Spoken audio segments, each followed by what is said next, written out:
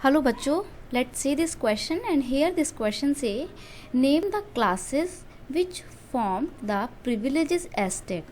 यानी कि आपको उन क्लासेस के नाम बताने हैं जो privileges estate फॉर्म करती थी। ठीक है, तो उनके नाम हैं क्लर्जी और नोबिलिटी। ठीक है, clergy and the nobility form the privileges estate. अब देखिए आपको एस्टेट और ये क्लर्जी नोबिलिटी क्या है समझ में नहीं आया होगा तो मैं बता देती हूँ। जो फ्रांस की सोसाइटी थी, फ्रेंच सोसाइटी, इसको आप कुछ ऐसे समझिए।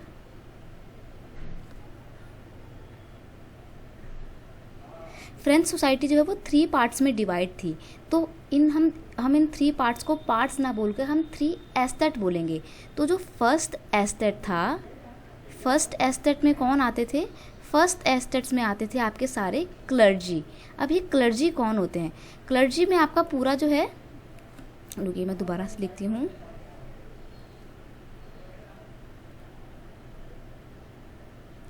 क्लर्जी में आपका पूरा का पूरा चर्च डिपार्टमेंट आ जाएगा, जिसमें आपके पोप, पादरी, पास्टर, ये सब लोग आते थे। ठीक है, ये फर्स्ट एस्टेट के लोग हुआ करते थे। सेकंड एस्टेट कौन सा होता था? तो जो सेकंड एस्टेट था इसमें सारा नोबिलिटी आता था। नोबिलिटी का मतलब होता है जितने भी राजा की फैमिली है, राजा के जितने भी ऑफिसर्स वगैरह हैं, वो सब कुछ नोबिलिटी का पार्ट थे। ठीक है, फिर लास्ट में आता था थर्ड एस्टेट।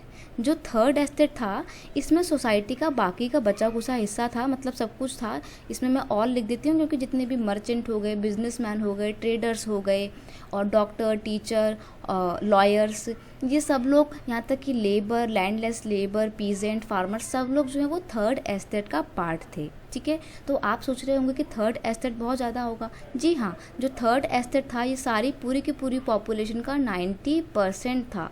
ठीक है, यानी कि अगर 100% पॉपुलेशन माने तो उसमें से 90% पॉपुलेशन किसकी थी? थर्ड एस्टेट वालों की थी।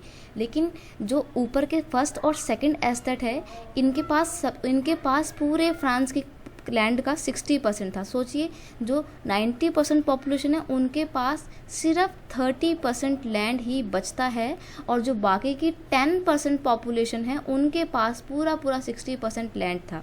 तो आप इसी से अंदाज़ा लगा सकते हैं कि कितना बुरा हाल था थर्ड एस्टेट का। थर्ड एस्टेट वालों में से बहुत ही कम लोग होते थे जिनके पास लैंड हुआ करता था। सारे के सारे ऑलमोस्ट सब लोग थर्ड एस्टेट के लोग जो हैं वो लैंडलेस हुआ करते थे। ऊपर के जो फर्स्ट और सेकेंड एस्टेट हैं इनको ये प्रिविलेज मिली हुई थी, इनको ये बर्थ राइट थे स्पेशल, कि इनको किसी भी तरीके का कोई टैक्स पे नहीं करना पड़ता था। वहीं दूसरी ओर जो थर्ड एस्टेट के लोग थे, सारा का सारा टैक्सेस का जो भी भार होता था वो इनको अकेले झेलना पड़ता था। तो हम देखते हैं कि फ्रांस के ओल्ड रिजीम में जो सोसाइटी थी, फ्रेंच सोसाइटी जो थी, वो काफ़ी डिस्क्रिमिनेशन भरी हुई सोसाइटी थी। ठीक है, जिसमें प्रिविलेज क्लास में कौन आते थे? क्लर्जी और नोबिलिटी आते थे, क्योंकि इनको स्पेशल राइट्स मिले हुए थे, प्लस इनको किसी भी तरीके का कोई टैक्स पे करना नहीं पड़ता था। और जितने भी पॉलिटिकल राइट होते थे, असेंबली में किसको कहाँ बैठना, ये सब कुछ सिर्फ नोबिलिटी और क्लर्जी के पास ही था। थर्ड एस्टेट के लोग असेंबली में पार्टिसिपेट नहीं कर सकते थे। ठीक है, तो ये थी फ्रेंच सोसाइटी और privilege classes. I hope you understand it well. Best of luck.